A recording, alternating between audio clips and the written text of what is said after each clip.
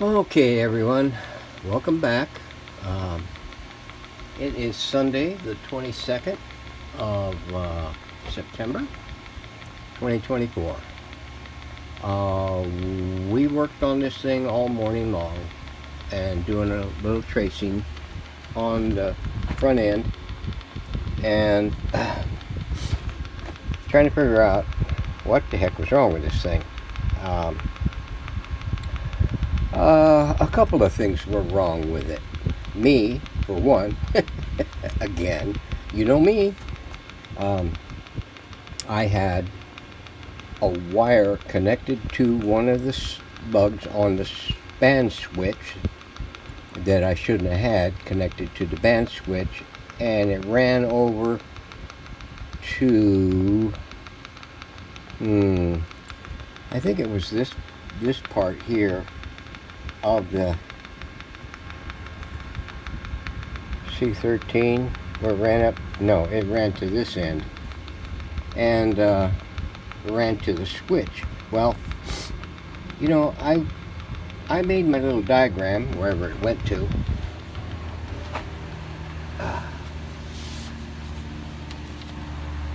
Yeah, buddy. I made my little diagram here, and what I showed was from here to the switch, there was nothing from here to the switch. So I got that right, but I hooked it up wrong. And what I did was I went back and reviewed my video. I think it was the second or maybe the third video, when I took the coils and the switch and coil out. And as I was explaining to everyone what I was going to do with it, and I was showing it on the video, I freeze framed it, and it looked like I had a wire running from this terminal to this number 7 lug on the switch. And I backed it up, went forward a couple of frames, a few frames back, a few frames forward, and it looked like there was an actual connection there. Well, I went ahead and copied it. I said to myself, "You dumb bunny, you must have got it done. You must have been looking at something else when you drew it in." Well, I was wrong. I went back in there after doing the bit with this coil up here on the top, getting it back in order, and the one on the bottom back in order. I desoldered that wire and took it out. That is it right there. And it started working. I don't know what, I'm not sure what I'm thinking whenever I do these things. It must have been a lapse there, because I remember I took a week off and I didn't do anything. I didn't even touch the radio. I didn't even come outside because I had that catheter in, and I just come off of surgery, the third surgery, and I just didn't even want to think about it. So, and when I started shoveling everything back in, things looked strange to me. It's just like, nah, I'm not recalling this thing. I questioned my diagram, and I should have relied on the plan and did. But what threw me the curves was the fact that I damaged this coil up here on the antenna coil, and the one below was not making good contact. After it was completed and put back together, I had to take it back apart and fix that coil, one coil that was on it. Now, I'm not sure what caused that. Maybe I did, maybe I didn't, but I did cause this one. So anyway, we're back in the shed. It is 5:30 in the evening. I've had this thing, let's see, I must have got this thing back in order, well, as good as order as I could, because I did a backup alignment on it again, just to make sure everything was copaceous. And the IF was peaked already.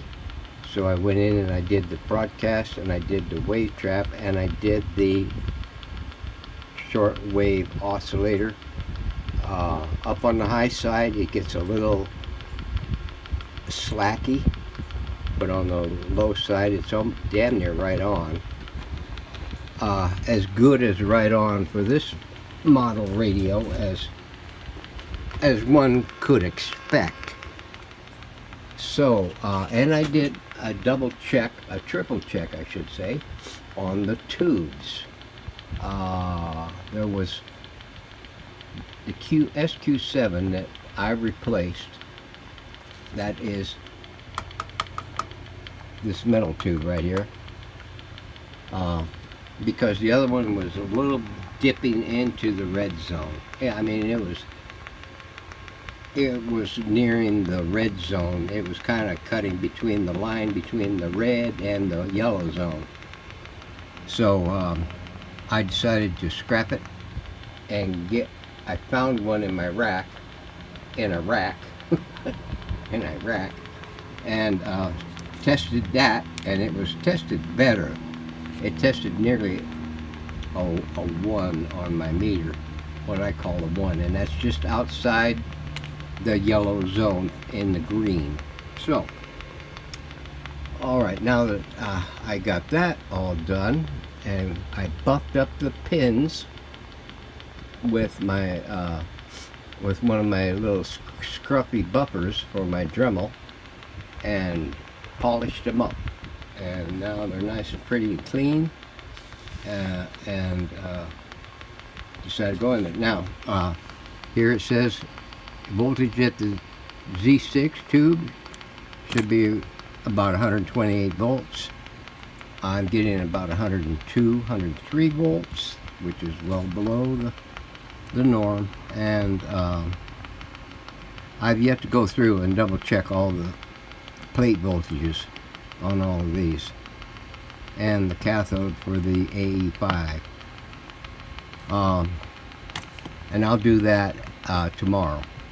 Right now I want to show you guys what this thing is doing, and it's pulling about 390 calocoms. It's pulling at about 43 watts. On here it's, on the other one it says yeah, where is it? Where did I go? Oh, here it is. 43 watts. Okay, now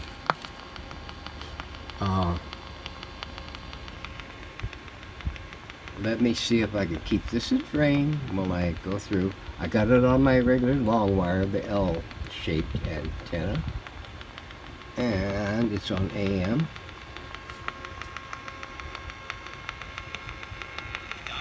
Brought to you by the Ad Council and its Pre-Diabetes Awareness Partners.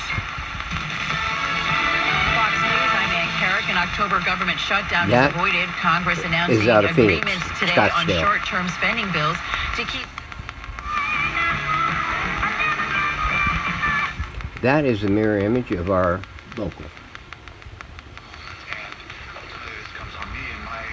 Now some of these are dropping their power now. It's evening time, so they're barely going to come in if they do at all. I'm not sure where that one is, but I think that's a sports station from somewhere. That is another mirror of our local. Crashes forward and picks up a first down. He's out to the 38-yard line. Troy Anderson the tackle. That's our ESPN out of Sedona. The one that I keep mentioning that went to, I guess, oldies.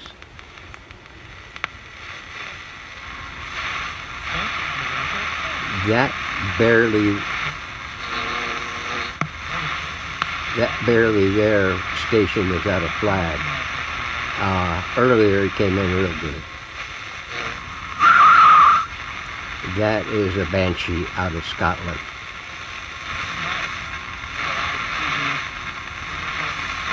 The drifties are starting to move in. Wondering, guys, if his short NFL career is already kind of... That is a talk station out of Prescott Valley. I wish you I'd lost my chance forever.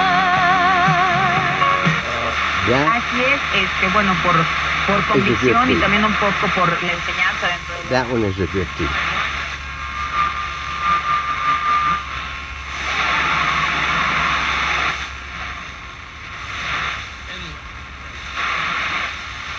O God, who founded all the commands of your sacred law.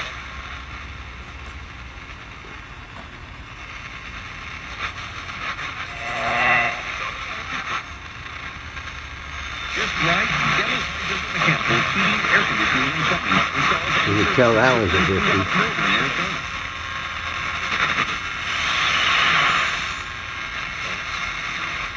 We're coming up on our local.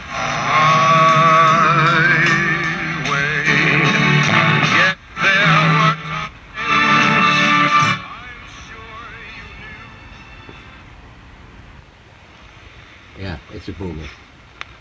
Only being 2.5 miles away, if that much. Okay. That's pretty much it for that one. So, let me switch it over to the shortwave band. I don't know if shortwave is going to come in at this time, but we'll give it a shot. So let's see.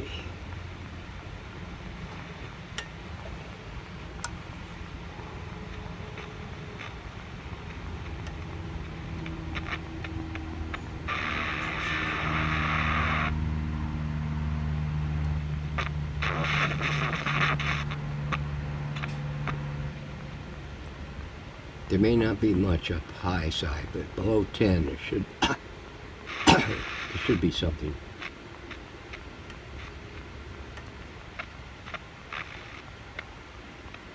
There might be something early morning up here on the high side.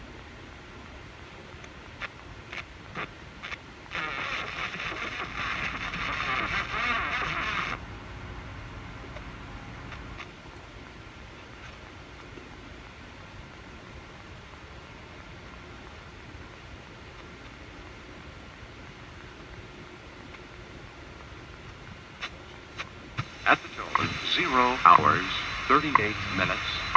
Coordinated Universal Time.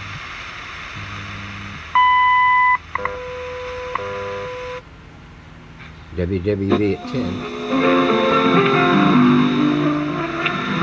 Now these I have no idea where they're from. Precious love.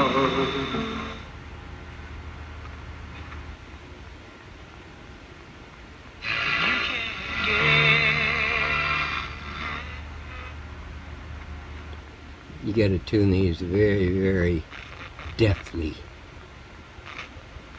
or you'll blow right by them.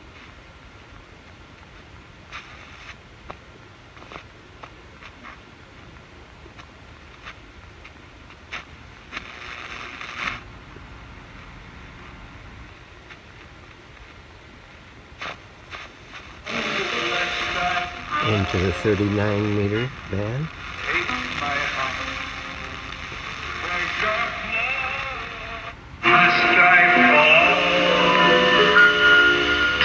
My heart.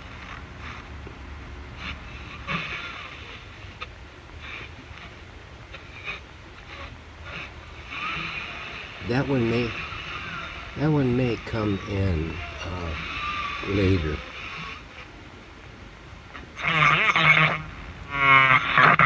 There's some hams.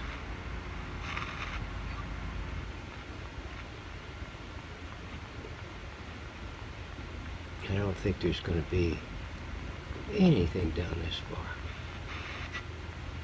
Okay, maybe in the morning sometime. Okay, so